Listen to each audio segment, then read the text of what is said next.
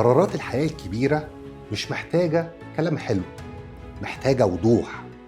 الكل مثلا بيقول لك الموقع استراتيجي برايم لوكيشن وانه جنبه كذا وجنبه كذا، بس مثلا مفيش حد بيقول لك ان الطريق ده ممكن يبقى زحمة بعد كام سنة، او مثلا بيقول لك ان الاستلام بعد 3 سنين بدون مقدم على 10 سنين اقساط. بس مين بيشرح لك الجدول الزمني الحقيقي؟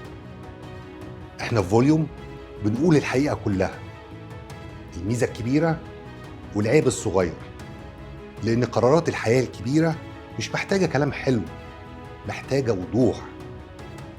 علشان كده أنا مش برشح لك أي مشروع وخلاص، أنا بربط العرض بنيتك. لو نيتك سكن نحسب الراحة، لو نيتك استثمار يبقى نحسب العائد. يعني النية اللي بتحدد العرض مش العكس. انت نيتك ايه؟ سكن ولا استثمار ولا امان؟